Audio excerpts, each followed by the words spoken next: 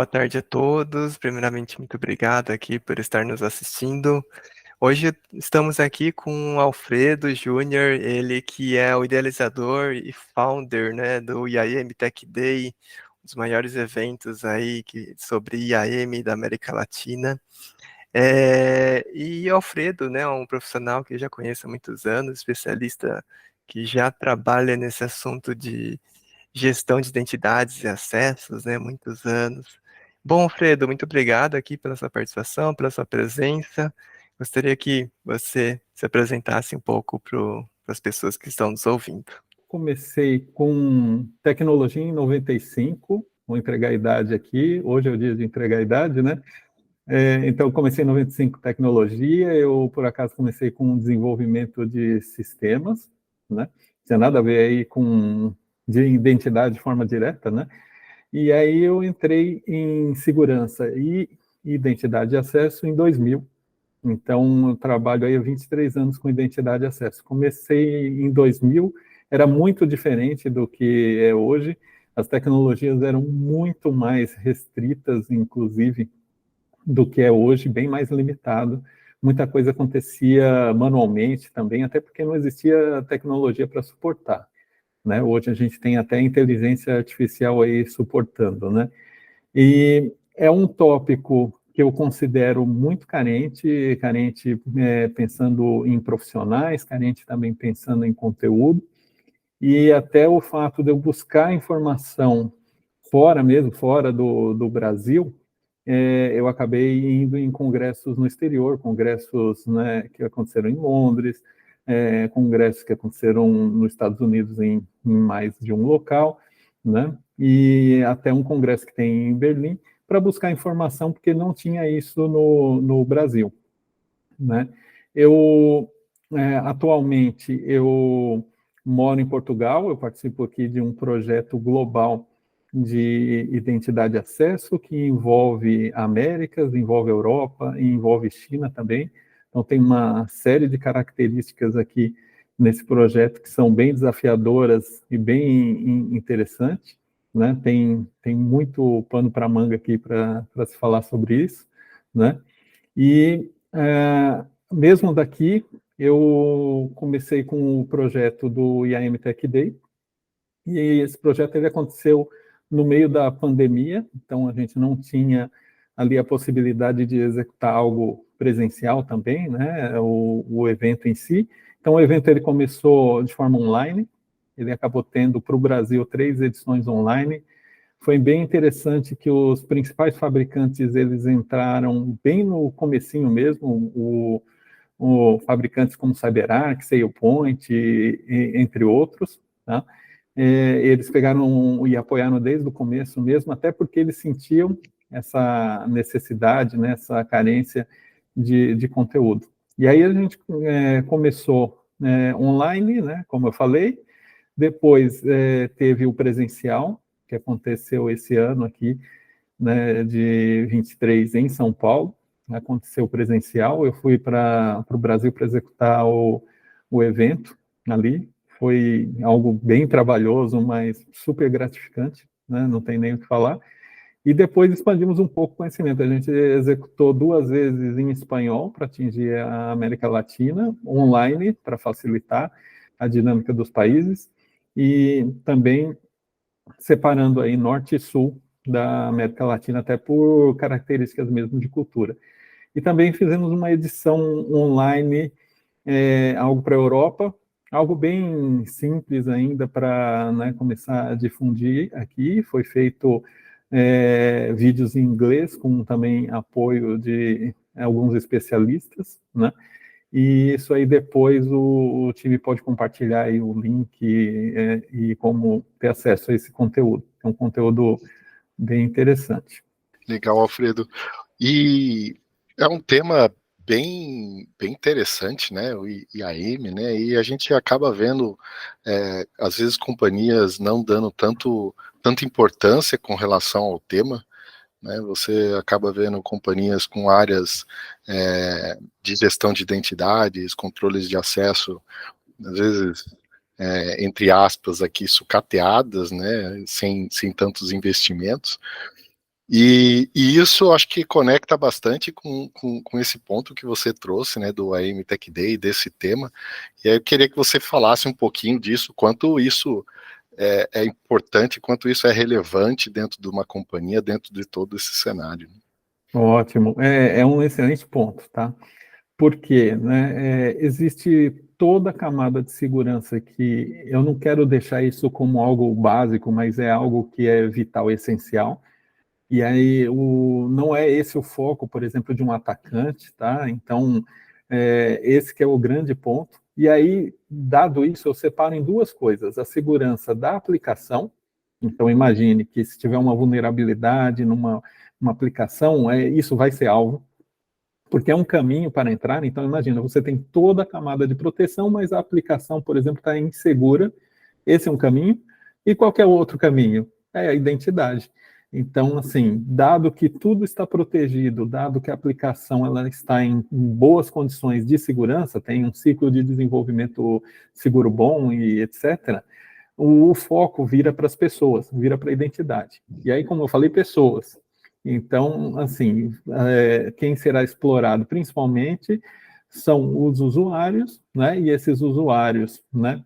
Ou utilizadores, né? Aqui em Portugal, né? Os utilizadores, eles serão aí o elo mais fraco a ser explorado, né?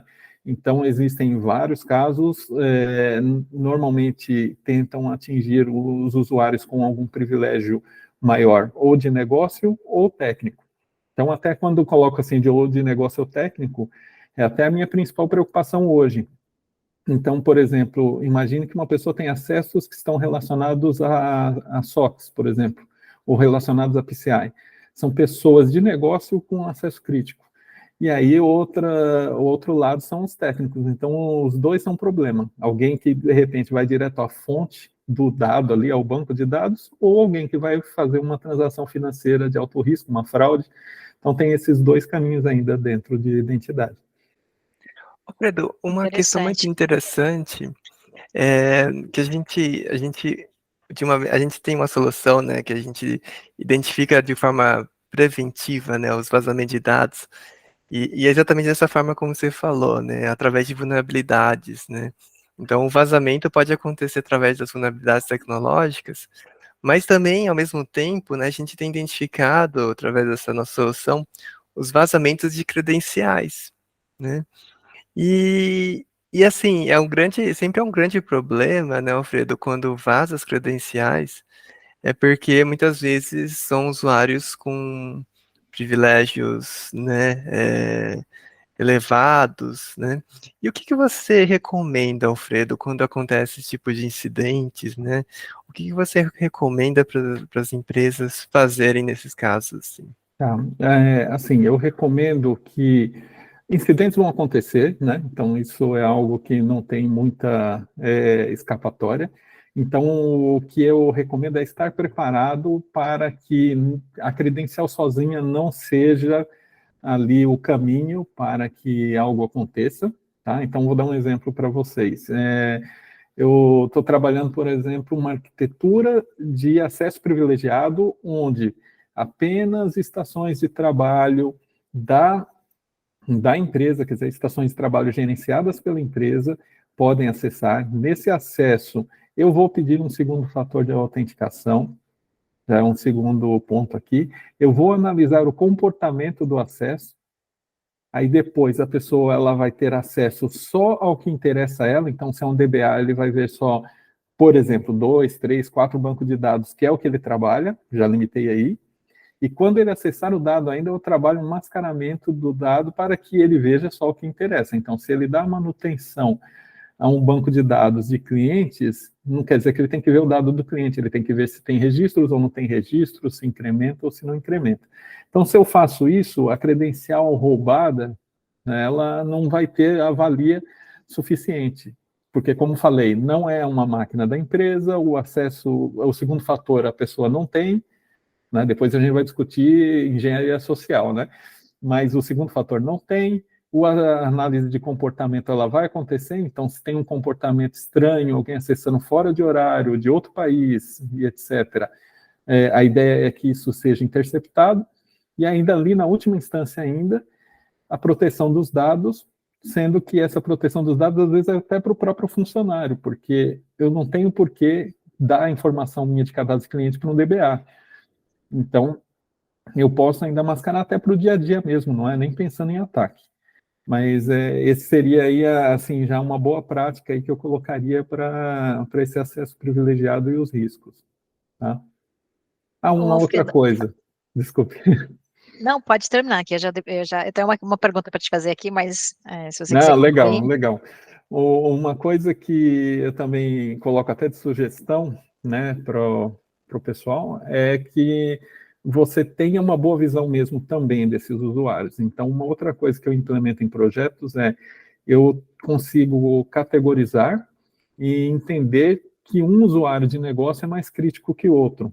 Então, eu consigo também pegar essa informação, que viria de uma solução de identidade, que ela já tem os perfis das pessoas, e ela sabe, por exemplo, se o Mário tem mais risco do que o Flávio, por exemplo, né, sobre o negócio em si, e eu consigo compartilhar essa informação com outras ferramentas de segurança para que elas, em tempo real, analisem se algo está acontecendo com, né, um usuário mais crítico do que outro.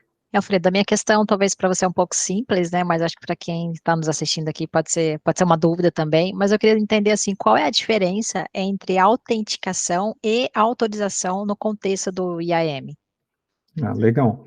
Então, a autenticação, ela que vai validar se você é você. Então, aquela credencial que foi roubada, ela é o primeiro nível ali do acesso, ela vai indicar que, a princípio, é você que está acessando.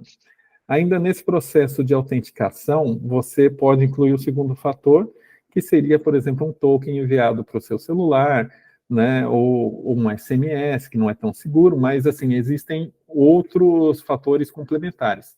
E aí eu fecho a autenticação com a análise de comportamento e acesso condicional, porque só caso passem determinadas regras que eu defini, eu vou autenticar a pessoa.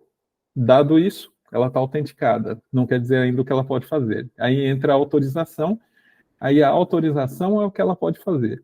E aí a autorização são perfis em sistemas, são possibilidades de fazer uma query num banco de dados, e são outros tipos de acesso. Quando eu falei ali de ter um usuário, por exemplo, o Mário é mais crítico do que o Flávio para executar alguma coisa, a gente está falando das autorizações deles. Então, o Mário eventualmente tem autorizações para acessar coisas que têm a ver com SOCs. E às vezes o Flávio não tem autorização para isso, mas às vezes tem autorização para apagar uma cloud pública inteira e por aí vai. Então, tudo isso é autorização, o que pode fazer.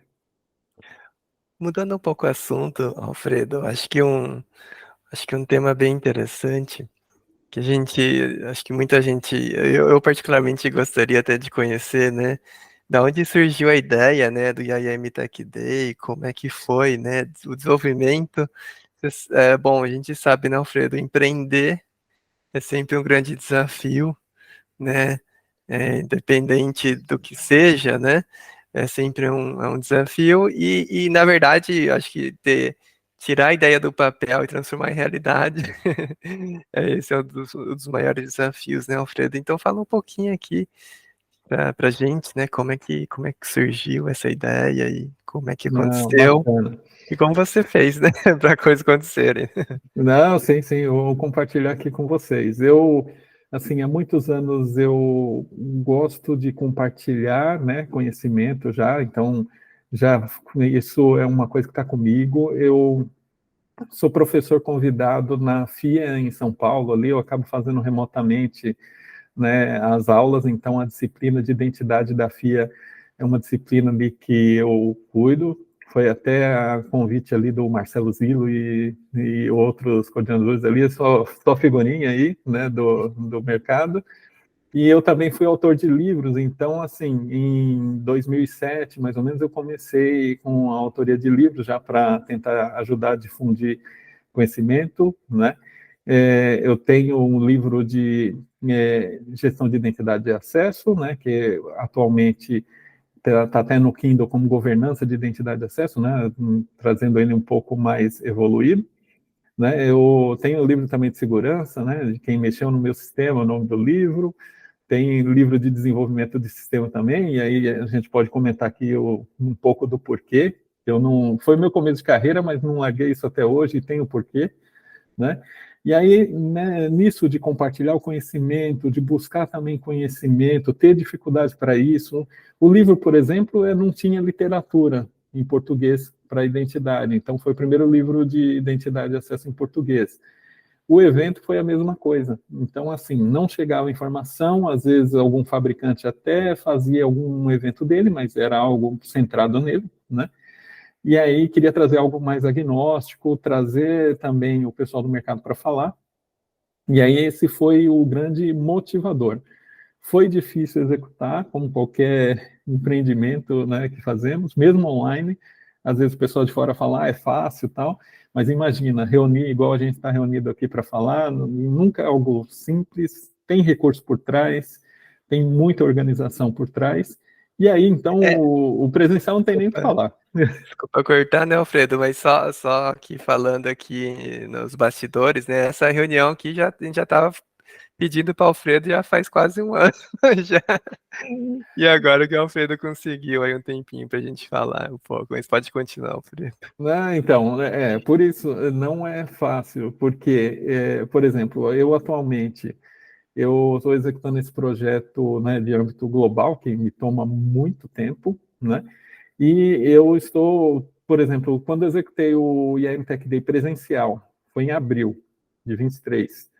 No dia seguinte, já comecei a trabalhar abril de 24. É um ano de trabalho para preparar um evento desse porte, com um monte de coisa acontecendo. Tem agência apoiando para questões físicas mesmo, de ir no local, de ver marceneiro, de ver design de alguma coisa, TV, imagina, tudo isso. Tem apoio de designer, tem apoio de profissional de operação, de gravação. Eu faço um monte de coisa por conta aí, né? O pessoal nem sabe disso, mas eu edito vídeo também, eu faço um monte de coisa, né, e querendo participar mesmo, não é nem dizer assim, é necessário, assim, não, é até por participação mesmo, né? Então, é algo que dá trabalho, mas é gratificante. E aí também você tem que ir entendendo seus limites. Por exemplo, não dá para fazer um evento presencial para América Latina, Brasil e Europa, ainda não dá, é muita coisa. Então, a gente está focando ali Brasil, porque quando acabou, aliás, no decorrer do evento de 23, o pessoal já estava pedindo o próximo, pelo pessoal teria a cada 6 meses, é uma loucura isso. Realmente o evento foi muito bacana, eu tive a oportunidade de participar do evento lá, né, fazer uma mesa redonda lá com o pessoal. E aí eu vou até puxar um pouco desse gancho do tema até que eu falei nessa mesa redonda, que foi sobre privacidade, né? Uhum. E é um tema que a gente tem trabalhado bastante, né? Todo mundo tem olhado muito por conta da LGPD, da GDPR, da RGPD. Então, e eu queria te fazer essa pergunta, Freda, assim, quanto esses temas se conectam, né, o IAM, quanto isso se conecta com as legislações de privacidade, o quanto isso é importante, é relevante para o tema de privacidade, né? Nossa, perfeito. É uma questão super importante. Eu vou explicar para vocês até o quanto eu estou exercitando isso, né? Eu, até parte, né, da comunidade do IAM Tech Day, lá tem o IAM Tech Academy, que é a iniciativa mais, num viés mais curso mesmo, para capacitar mesmo o pessoal. E isso foi tema, e será ainda, né, tema de algumas outras sessões, mas foi bem tema no começo do curso, por quê?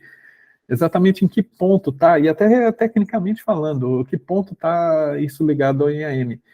Logo no começo eu começo a falar onde nasce a informação da pessoa. A informação da pessoa nasce no RH, depois a informação da pessoa vai para o IAM, depois do IAM vai para sistemas que estão conectados ali, então a gente está falando de SAP, de mainframe e de outros. E aí uma coisa que eu martelo bastante, até para a gente ficar bem aderente à lei e tudo, né, é assim, você tem que transitar a informação da pessoa ali, os dados de PII, né, que se fala, você precisa levar, por exemplo, toda a informação para um mainframe. O IAM precisa saber tudo que o RH sabe? Não. Então, quando começa a falar dos mapeamentos dos dados, é ali que aí eu já ensino na prática para o pessoal em geral, onde entra ali privacidade. Então, assim, o quanto o IAM tem que saber, o quanto o AD tem que saber, o quanto que o mainframe tem que saber de uma determinada informação. Então, o que normalmente acontece é a pessoa pega uma tecnologia de identidade, implanta ela do jeito que ela vem com mapeamento de dados pessoais para todo lado, e o pessoal ativa e corre informação pessoal para todo lado. Isso a gente falando só de funcionário. Depois você ainda transborda isso para clientes ou outros públicos, parceiros e etc. Então, eu sempre trabalho para que nesses mapeamentos de dados, que é por onde percorre essa informação, que seja bem analisado e que trafegue o mínimo possível. E aí vale para tudo. Estamos falando para funcionário, para parceiros, para terceiros, para clientes.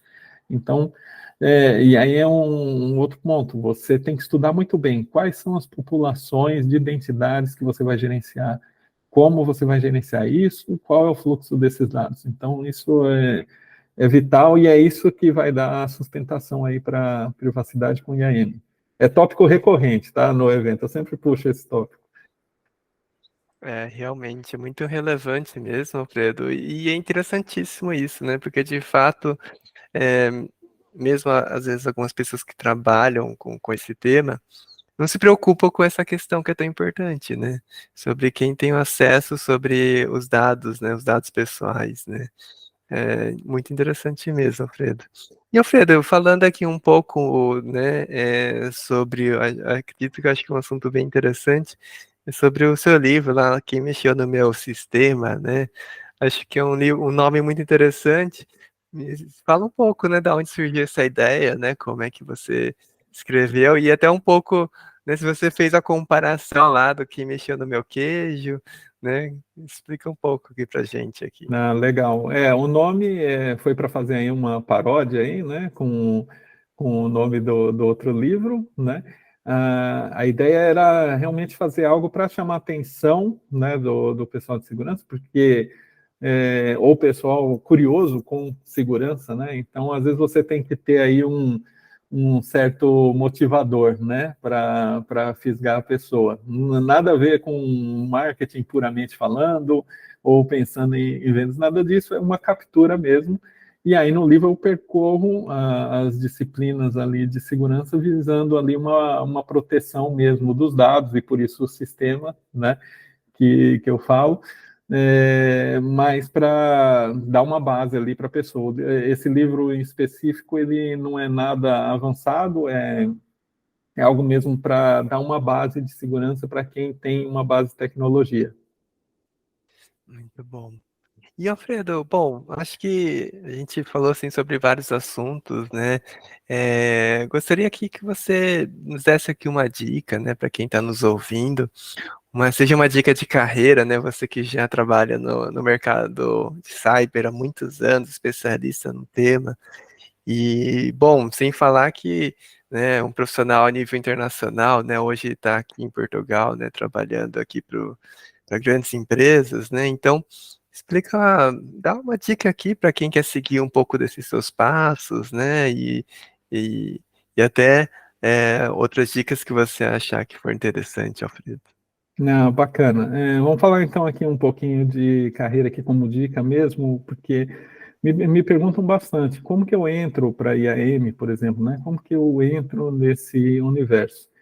Eu pegaria IAM e eu dividiria ele em umas duas vertentes, assim, para facilitar para quem está pensando nessa carreira. Então, eu tenho um lado dele mais processos, mais governança.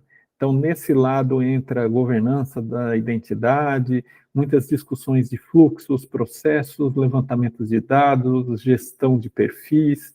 Então, envolve entrevistas com o usuário final.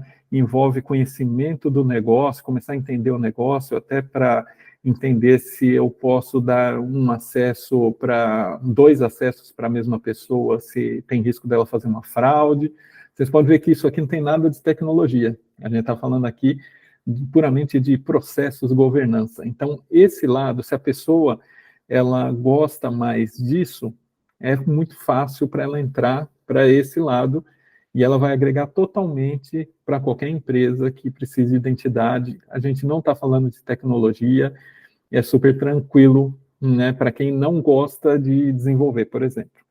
Aí o outro pilar, apesar de ser segurança, ele puxa um pouco para desenvolvimento, né? Então, a solução de identidade e acesso, ela é baseada em desenvolvimento, né? Envolve desenvolvimento. Dificilmente você vai achar algo que tem aqueles conceitos de low code ou no code, porque quando tem muito low code e no code para a identidade, vai mostrar alguma limitação. Então, soluções, às vezes, SaaS, elas têm menos possibilidade de customização, para empresas muito grandes, vai chegar em limitações técnicas. Então, as soluções que envolvem possibilidade de se desenvolver mais, essas soluções, elas permitem mais customizações, permitem uma aderência maior. Então, vou dar um exemplo para vocês.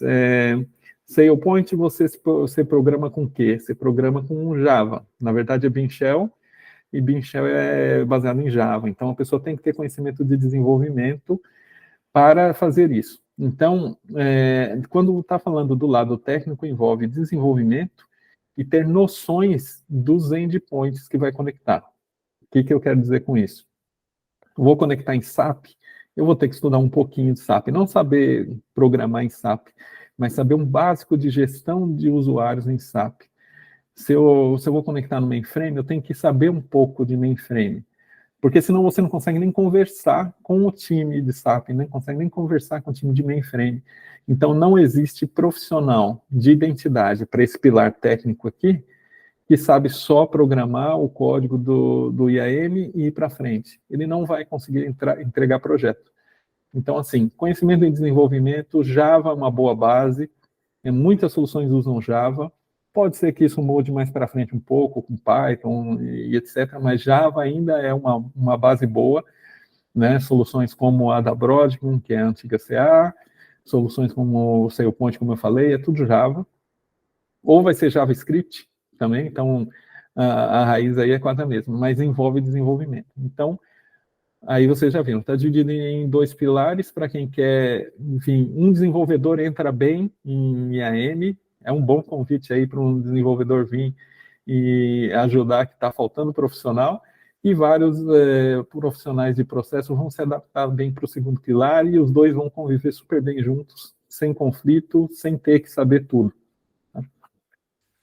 E esse é um dos principais motivadores aí, Alfredo, que te mantém, que você comentou, né, que você desenvolve até hoje, né? Então, Exatamente. Assim, eu acabo olhando fim a fim, porque estou há muito tempo com isso, como eu falei, estou desde 2000 com isso, e participei de projetos com o Big Four, e aí acabei aprendendo essa parte mais de processos também, mas eu gosto mais particularmente do outro lado, então eu, por exemplo, até hoje eu pego um pouco de desenvolvimento, eu trabalho com arquitetura de identidade, né? Aí seria também o como os dados vão fluir, o como a gente vai integrar, qual a estratégia de integração, mas eu sempre separo um pouco do tempo para programar também, então hoje, por exemplo, eu programo em SailPoint, né, eu programo em outras tecnologias, faço script para testar as coisas, né, e isso nunca acaba.